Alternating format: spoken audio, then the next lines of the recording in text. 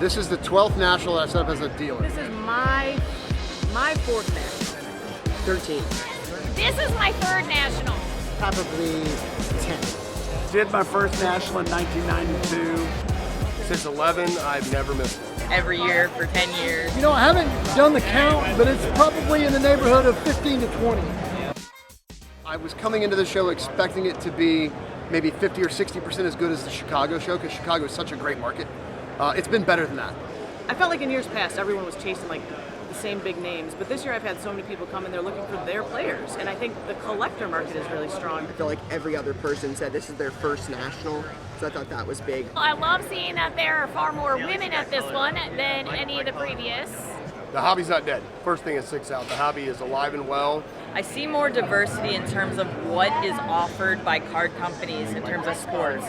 I've seen Major League Lacrosse cards. Buys are more strategic, sales are more strategic. A lot of savvy people doing savvy business. That doesn't mean the market's down. I think it means it's as healthy as it's ever been. It's been my best show ever. It's been an incredible amount of traffic. I was worried that cards were going to be slowing down, but I haven't seen it at the National. So. Well, you can cut this out, but yesterday I had the best egg salad sandwich in my life. Oh my God. Oh, don't even get me talking on it, all right? We have a lot more people in the market than we did 2 years ago, for sure.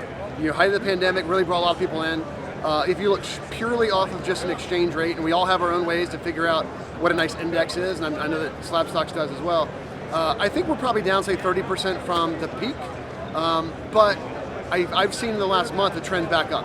I think the market is solid. I think it's really solid, and I think actually really, you know, I was mentioning people coming out looking for their favorite players. I think the sort of mid-range market of people looking for like the $100 to $500 cards has been really great. I feel like it's really good. I mean, I think they got a waiting list for people to get in the National, and I think football will get hot quick. It's hot now. I'm not sure the market knows how hot it really is. Football was really moving. I think you'll see a quick uptick in football. I think baseball will slow down as the end of the season comes up. You know, we're not far from October. Playoff baseball is going to come. You'll see some of the baseball dip. World Cup lingering at the end of the year. I think that could be sneaky. But I see some other cards that have been underappreciated that are going to raise in value. And so among those, of course, I think are like the women's soccer and the WNBA. But I also think hockey has been undervalued for a while.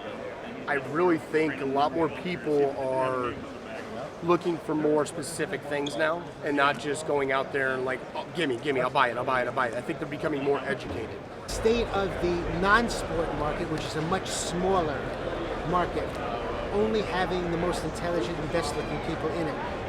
And what's going great are celebrity cards. They want Einstein cards or President Lincoln cards. A lot of people that helped the industry boom over the last 2 or 3 years, a lot of those people were new, and we welcome them with open arms, we embrace them.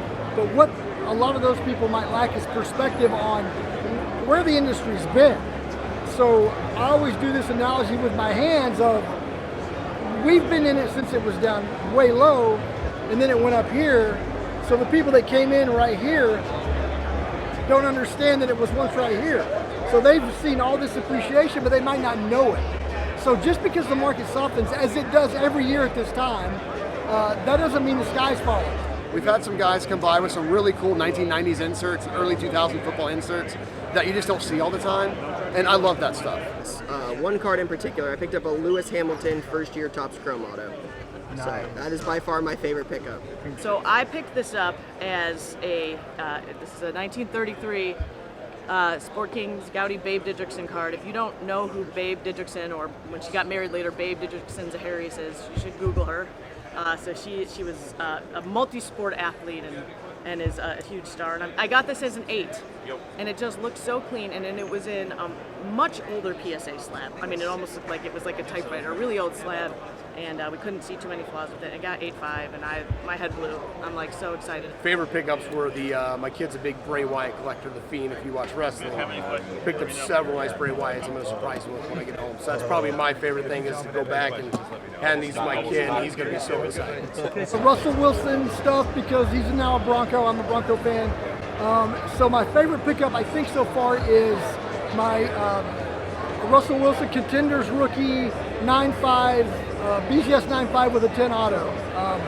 It hurt my pocketbook a little bit. I came here not knowing sort of what I was interested in buying, but I knew I wanted a Megan Rapinoe auto, and I got a Megan Rapinoe Allen and Ginter auto. What's a PC? Personal collection. Oh, I'm old. Well, the first thing I want to walk away with is my wife. Okay, I'm going to make that for sure. He's the best. He's the best. That's all I want to add.